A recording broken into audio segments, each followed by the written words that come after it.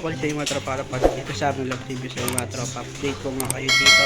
So ayun nga, so ito nga mga tropa, may bago tayong dating, bagong alaga. Ayan, kakarating lang. Ayan, so papakita ko sa inyo. Nilinis ko na rin yung kulungan na gagamitin nila. So ito nga, update ko muna kayo dito sa mga alaga ko.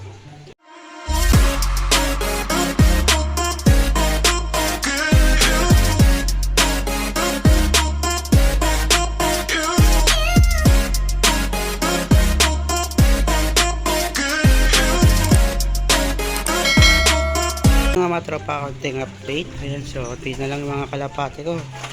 Ayan, ito na lang sila. So ito yung mga matitira ko. Ayan, tapos ito yung dalawa, pinagpaparis ko pa. So may inakay itong isa. Ayan, so yung kapatid niya nandun sa kabilang cage.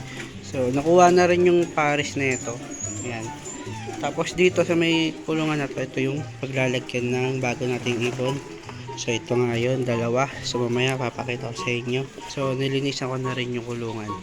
Tapos dito ng mga tropa, ito nga yung mga pang out ko. So yung iba nakuha na. Tapos ito yung mga natira. Tapos yung dalawa dito pares. Ayan, ina-out ko na rin yan. Pati yung dalawa rito.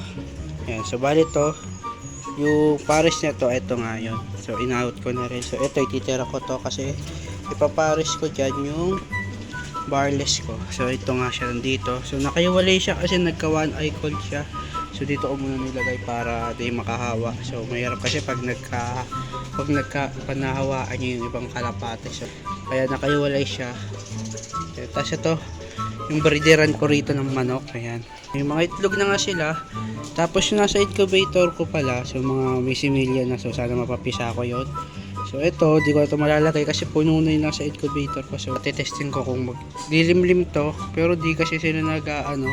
So baka bumili ako ng panibagong manok, yung native, para may maglimlim ng mga itlog. Tapos dito sa kabila, ayan, so halo-halo sila dito. So yung itik, ayan, pumapasok siya dyan pero nakakalabas din siya dyan. Ewan ko, buti nga di siya inaaway. Tapos yung dalawang manok ko magkasama to palagi. Pero tong itik, ewan ko ba't nandyan yan, pero di naman siya inaano. So malalaki kasi butas nito nagkakasya yung itik. So, pero goods na rin yan. Dyan lang siya. Ayun lang yung update ko. So ito na lang yung mga alaga ko dito. Tapos ito yung bago. So lalagay ko lang muna siya dito. So baka kasi makawala. A few moments later. So ito mga trope, mga bago kong alaga. Ayan, Martinez. So nakakarating lang yan. So tatakpong ko na lang siguro dito ng plywood kasi nagugulat yung mga kalapati natatakot. Ewan po ng mga gender nito, pero sabi hen at saka cock daw to. Ayan, so dalawa na kinuha ko at isa lang kukunin ko to. So sayang din kasi yung shipping, kaya dinalawa ko na. Ayan, so tignan natin kung mabibreed natin ito.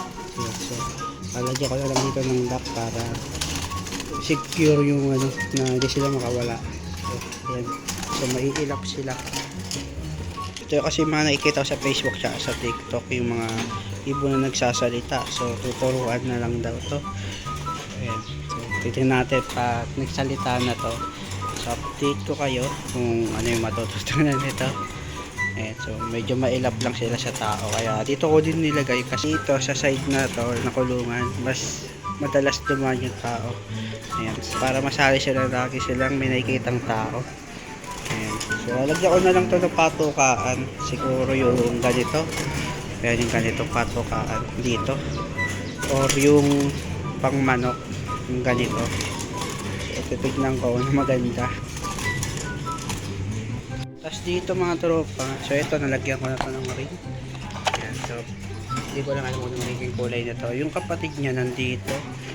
So nandito yung kapatid. So ano kasi ito na wala yung magulang, sa pinasitter ko na lang dito. So dahil na isa na lang yung nandun, so nahirapan magsubo yung yung cock kasi siya lang mag-isa nagsusubo.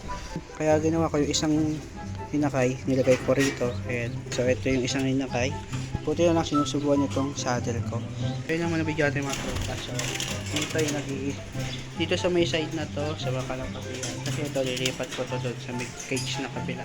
So titignan natin kung ano maganda ilagay dito. So bago na ibon, So, or baka African na lang ilagay ko rito. So, dalawang African na, dalawang pares na African. So, titingnan natin kung ano mga maganda ilagay. So, alam mo na bigyan natin yung mga tropa. So, bago pa lang sa video, alimutan mag-like, share, comment, subscribe. Ingat kayo makalabas kaya sila lagi kayo mag-iingat.